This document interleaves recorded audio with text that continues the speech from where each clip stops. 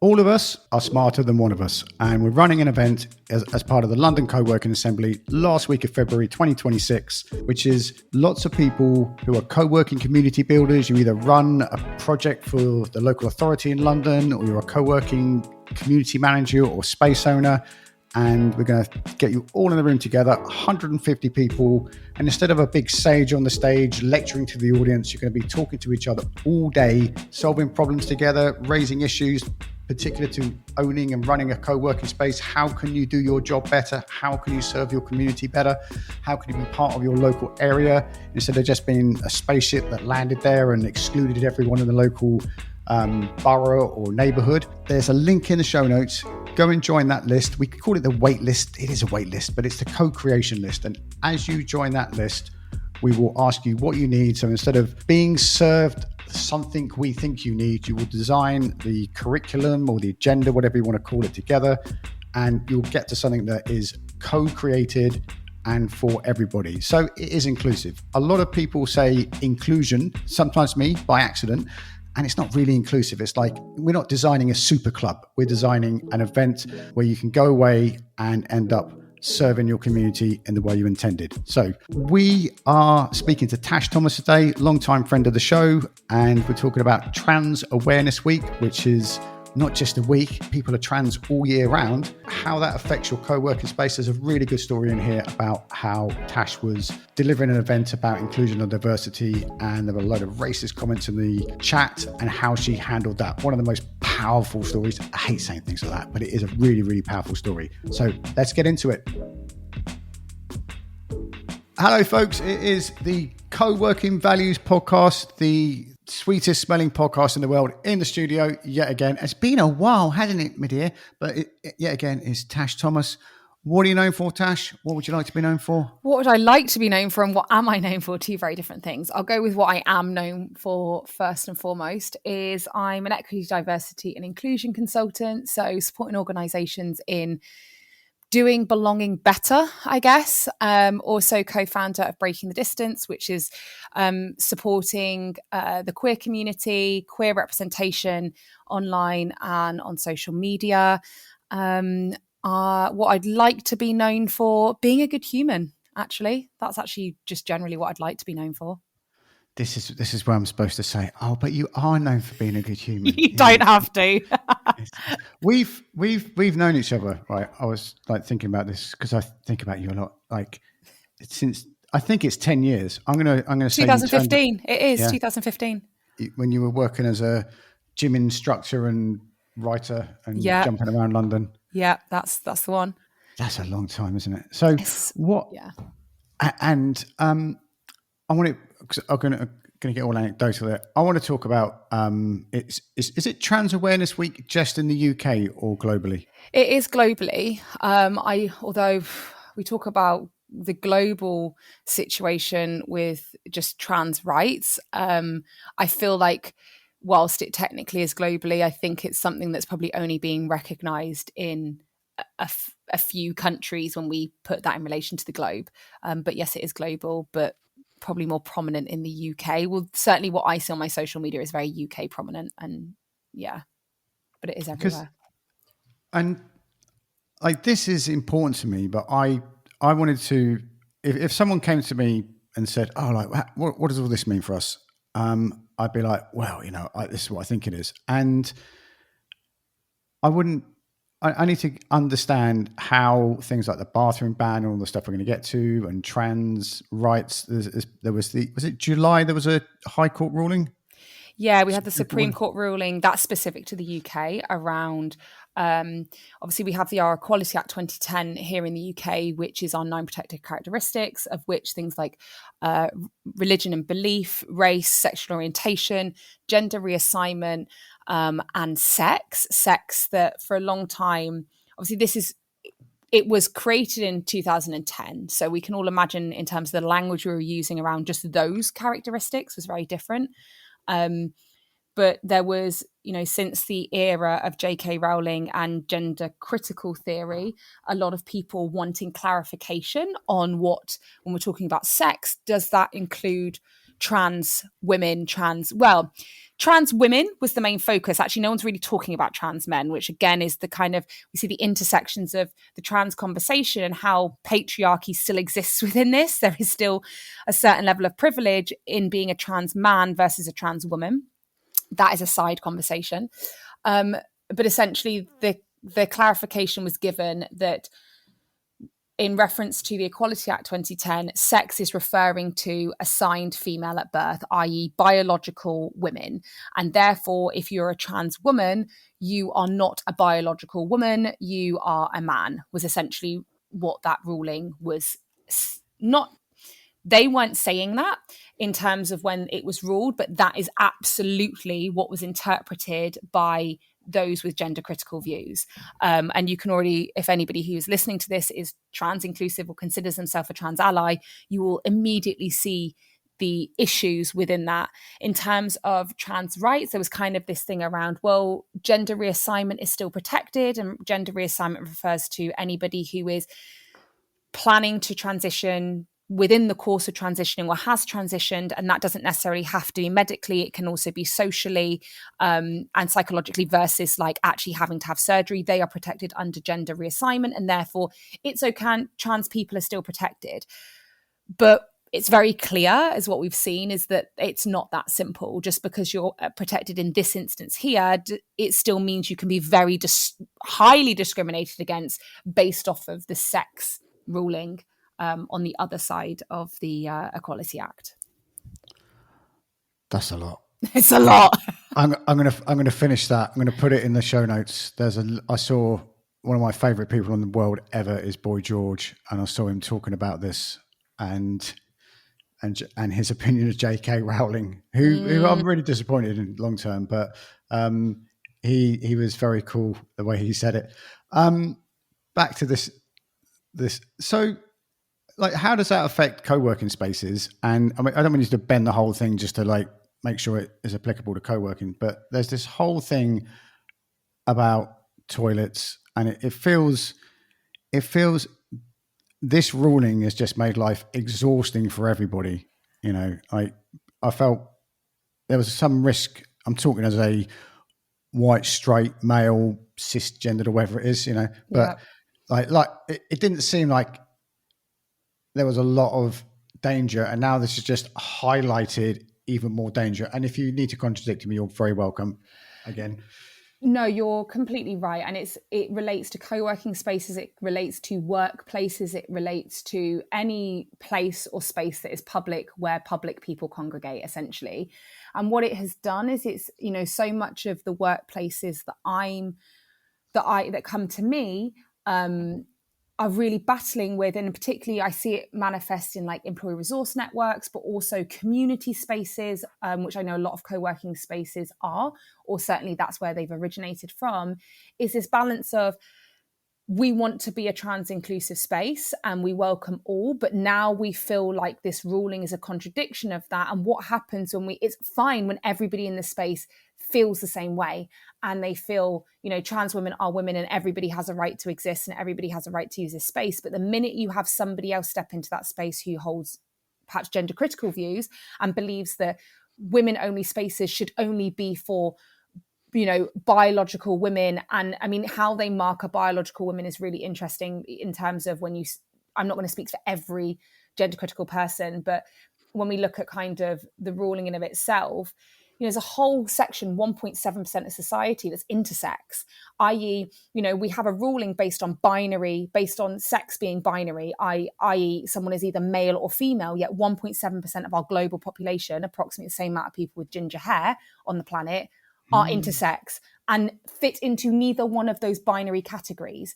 So we've created this ruling based off of one thing. And actually, we already know medically, if we want to get really, you know, okay, we're talking medically, though, medically biological, it doesn't matter what you think or feel. Well, medically, people don't fit into the binary. And so it's made it really hard for a lot of places that are already battling with trying to be inclusive of all. You've added this additional, what feels like barrier to that. And how do you now cater for everybody when we have these kind of opposing views? And that's before we've even gotten to the individual trans person now entering a space and not knowing where that space stands, or some, I know, I work with a lot of trans people. I've got a couple of trans friends.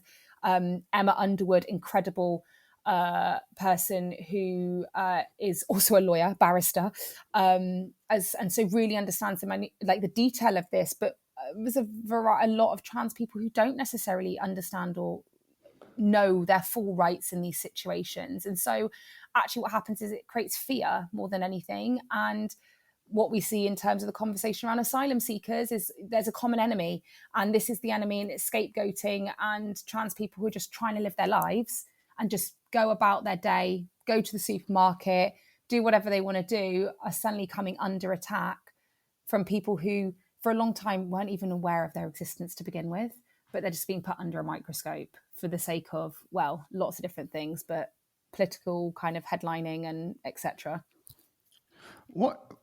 How can, we talked about this before, how can you have a co-working space and signal that this is a safe space? And that is, I say it a lot on here, one of the most reoccurring themes on this podcast is, people need a safe space, and they need a safe space to focus. They need a safe space to sit down, relax, and get into tune, and know that, they're not going to be monitored or anything. So, I'm very hung up on that safe space thing, but there's that kind of tokenistic thing of if you walk around London now DEI is, no longer fashionable. There's all these faded stickers on buildings. Yeah. And you don't want to be like that. There's a way to sort of send this arrow or this signal of I give a shit. For me, to be honest, how I personally feel, and I speak from being a cisgendered woman, a safe space, if I'm speaking and we're talking around specifically trans allyship, if I see a space that says we are inclusive, of all, say for example, we're running an event for women founders, and it includes all women, trans and non-binary folk, that to me signals safe space. And I'm saying that as a cisgendered woman. And so if I am a cisgendered woman who holds gender critical views, I won't feel like that's a safe space. I will go somewhere else. And I guess the flip side of it is if you are that co-working founder and you are the organizer of that event, you know who you want to attract to that space. Actually, if you're trying to get everybody to come, including those with opposing views in this instance, it no longer becomes a safe space for trans people. And so making a safe space and thinking about actually who am I trying to make this space safe for? And I think about it in the same way of, for those who don't know me, I'm a person of color. And so if I'm looking for a space that is a safe space based on my race, I want to know that it's either all global majority people there, and those who are showing up who don't fit into that bracket are those who recognize their power, their privilege, systemic bias, how racism is a real reality in our everyday environment within the UK in particular.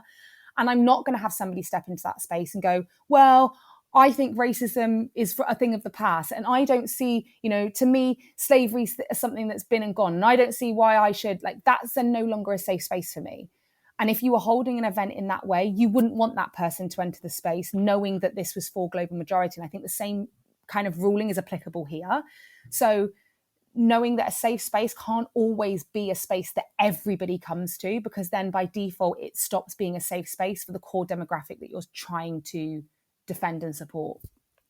Brilliant. Because if you try and appeal to everyone, you won't appeal to anyone. And there's particularly Sangeeta, when she has talked a lot about this, in the town square when it was open, that environment that was created there was very welcoming, very warm, very safe. And I've lost my thread now. So I'll tell you why I've lost my thread, folks, because I want to sort of find a way to elegantly introduce what happened to you, Tash. And I wanted to set it up brilliantly, but can you tell the story of when you were working, delivering a workshop, and how the racist comments appeared in the chat, and set it all up? Because I feel there's a conversation after this about how you had to absorb the impact of the whole organization. Yeah. So it was an event that I was doing that was online. It was a virtual event. I couldn't see the audience. And and I was delivering a session. Actually, it was around queerness. It was an LGBTQ event, but there was an aspect of it that involved intersectionality. I'm a queer person. I'm also a person of color. There's a difference in that experience. And so I was sharing around that. And at the end of the event, I didn't realize, but they had kind of an ongoing comments board for people to be posting on throughout the event that I couldn't see, but everybody in the company could. And at the end of the event, there was also a Q&A. And they kind of put everybody, it was like a mentee, and they were asking questions. And then there was a lot going on in the chat of people responding to the questions that they could see, but I couldn't see them. It was like, it's really upsetting to see that people have these opinions, or I'm a little bit taken aback by what's in the comments. And I sort of asked, oh, we've got some questions, can I see them? And rightly or wrongly, the organisers, I guess, I don't know if they had an opportunity to look, but they put them up on the screen. There was around 200 people at this event tuned in. And there were some, bearing in mind it was an LGBTQ talk, there were some very, racist comments in terms of the questions that had appeared on the screen. And the CEO immediately jumped in and just sort of came in and was like, Tash, I just want to thank you. Actually, I'm going to jump in and say I'm really upset to see what I see on the screen. But I just really want to thank you for being here today. And this isn't a representation of us in our organisation. And as he was speaking, I got a chance to then kind of jump ahead and read everything that was up there. And really surprising to me, I had this real, just visceral reaction that I couldn't control. And I started to cry. And it's not the first time I've experienced racism, not by any means, but it really, there was something, I guess the fact I couldn't see the perpetrator, I couldn't see who it was, I just realized how vulnerable I'd been in that moment. And he paused as if for me to fill that space with kind of a, thank you for having me. And I just said, do you know what? I'm not going to hide my tears right now. I'm not going to apologize for what I've shared today. Because, whoever you are, I don't know who you are. So often people sit behind keyboards and write these comments and they don't see the impact of their words. And today I want you to see the impact. I'm sitting here also of a mother of a small, mixed race daughter. And I think about the world she's going to enter into. And I see comments like this and it petrifies me that this is the world that she's entering into. And this is kind of why I do the work that I do. There was a lot more to it. It's a bit of a blur, to be honest. But it was kind of this thing of, afterwards the company reached out to me and they, they put out a statement and the CEO, asked me to kind of, I'm going to put this statement out and I just want to check that you're comfortable with what I share, because obviously this is going out to the entire organization, those who were there and those who weren't. And they tried to find out who it was, but due to kind of mentees rulings, they weren't able to locate the individual from a confidentiality perspective, which I just think is bogus. And, it kind of went, it ran its thing. And the company did all that, I felt like they did all that they could in the immediate time and kind of the safeguarding that came after. And I had loads of comments on Instagram. Lots of people from the company reached out to me directly on LinkedIn afterwards, just kind of really showing up as allies, showing their support. And it created a whole heap of conversations within the organization who up until that point, I think had been under the impression that they were pretty inclusive and pretty open-minded and nobody held any overt discriminatory views. And it really was a bit of a shockwave for the organization to see that. But it kind of, I guess, it was a real learning for me in the work that I do as a facilitator as well, and just how I deliver sessions and the spaces that I enter into as somebody who comes with a lot of historically marginalized identities. I remember that happening and I was like blown away. Like I kind of, the way I know you, I could believe how you held it together, but like, I couldn't believe you held it together. And I absolutely contradicted myself there. Like that is a really important moment for everyone connected to that. trying to think how to get back into co-working. I was thinking, I think there's another side of it, and I think it's really important that, you know, that was an instance that happened to me in real time that had an audience of 200 or so people to witness that moment. But I often wondered what would have happened. Number one, if, say, the questions had been sent to me privately, or they hadn't posted the questions publicly and even I didn't see them. And, you know, maybe the senior leadership or those organizers had seen the question. Would they have posted anything? Would they have said anything to the rest of the company about it? And also the other side is that for so many marginalized people, you know, this conversation started around trans inclusion and trans issues. There are trans people facing these moments every single day, multiple times a day, without an audience, without people to witness it, and without people to take action. Instead, they just have to absorb it and take that home with them. And then they open up the newspaper and, you know, don't be under any kind of false impressions. We are in Trans Awareness Week, which means the trans community is facing the most amount of hate that it's been facing all year, because now it's a spotlight. We're shining the spotlight. All of the content is now an opportunity for every keyboard warrior, every gender critical person to come out of the woodwork and is given permission for you to spew your hatred online and publicly for the trans community. And so it's about like that organization, you know, it's not waiting for it to be a public theatre moment for everybody to see, but what do we do to support when those moments are maybe more private but equally as impactful for that individual? There's have you seen the video going around with the black guy at work and the microaggressions?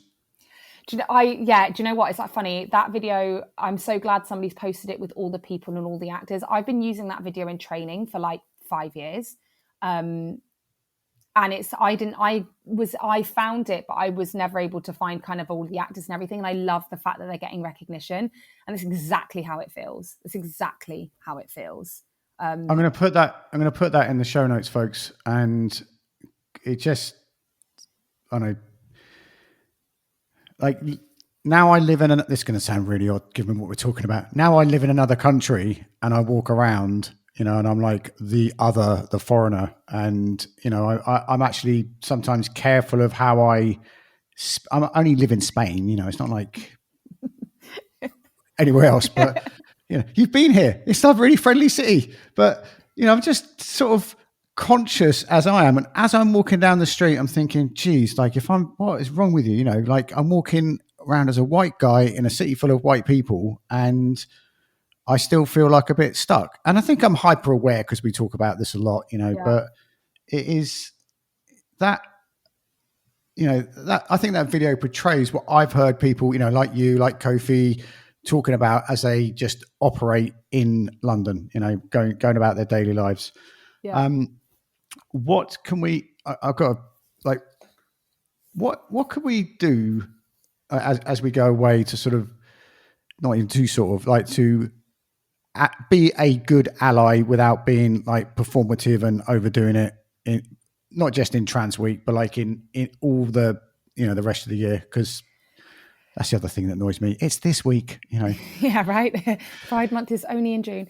It's about continuously and we talk about it's that consistency. Like allyship isn't a thing that you can do as a performative thing. It has to be a consistent effort that you put in, day out. And so, you know, whether it's first and foremost, you know, I've spoken a lot about all the different, particularly those of you UK listeners, around the Equality Act, the Supreme Court ruling. If you've no idea what it is, first and foremost, go and read it and see how it applies to you in your space. And then think about, you know, being really conscious around your, you know, we talk about diversity and inclusion, but there's also like, it's conscious inclusion. It's not just like, oh, we say everyone's welcome and that means everyone will come and everybody's welcome. We have to be really conscious about what spaces we're creating and who's welcome in those spaces and what we tolerate within those spaces. And I recognize when it comes to, you know, trans issues always get boiled down to bathrooms, which is, you know, really boring that becomes a trans debate.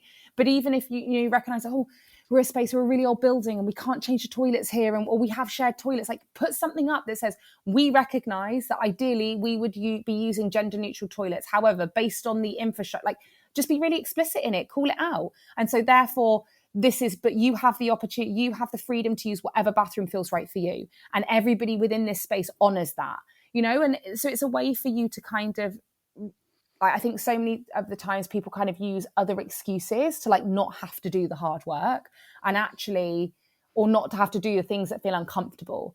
And so it does take having to do the uncomfortable. There's also the really simple thing. If you know anybody who is trans, reach out to them. I've got friends in particular that I know are in the public light anyway, based on, their trans identity. It's part of their job. And just because it's their job doesn't mean that this life is easy, and it doesn't mean that it makes the discrimination any easier, right? And so I often reach out and I check in and I'm like, hey, how are you doing? I know it's been an absolute shit show this week, and I just want to check in with you. I did a post, I think it was yesterday, on LinkedIn that was just literally like Trans Awareness Week. I'm not going to give you statistics. I'm not going to tell you. I'm not going to put out, all the things that are wrong and all the things that are rubbish. I just put a post around trans community. I love you. I think you're amazing. I recognize what you're going through. And I just want to say that essentially I'm a safe space. I see, I hear you, and I value you. And the amount of trans people that have commented just saying thank you. I didn't do it for that. But there's so many people saying that you don't belong and you don't have a right to be here. I'm going to be somebody in all of that noise saying, yeah, you do. You do have a right to be here. I respect you. I value you. I love you. As my kind of show of trans allyship this week. So it can be these really big things, but it can also be these really simple moments that you can do day to day. That little seeing yourself online in, whether it's like a trans person or whenever I see someone else talking about David Bowie, I'm like, there's another one of me, that representation, and it's just really important. That's why I'm always on about who gets on stage and stuff like that, because there's, that's a whole podcast in itself. But, when there's 4 white dudes sitting on stage lecturing the audience about what they should do, it feels like in 2025, to me, it feels more colonial than, ever. In that thing. Where is the best place to find you online, keep track of your travels and all that? Great question. You can find me on Instagram, tasht.uk. You can also follow me and the wife on Instagram, Breaking the Distance, if you really want to tap into kind of queer parenting. She's also a coach supporting parents and specifically queer parents. So if you know anybody who might need support around that, feel free. And then LinkedIn, Tash Koster-Thomas with a K, Koster. I'm always on LinkedIn, and you can drop me a private message, or just comment on a post. I don't mind, whichever. Love it. I love you. I love Martha. I love your gorgeous little child that we met in Vigo a few weeks ago, and I love your van too. Before we go, folks, go to the show notes. There's all those things that Tash has just let you know about, and there is the LinkedIn co-working group where we're always we want there's 8,000 people in there and only 700 people show up and only about 4 people comment. But get in there, be active, hands in the clay, be seen. There is our event called the Unreasonable Connection going live, which is in the last week of February 2026. There is also, I'm going to link to the Boy George post. I'm going to link to Tash's post on LinkedIn. There's a lot of linking in going on there. And there's one other really big thing which I've forgotten about. European Co-working Day is in May 2026. And I know it's only coming up to Christmas as we're recording this, but get ready now, because that is one of the best ways to get your community together.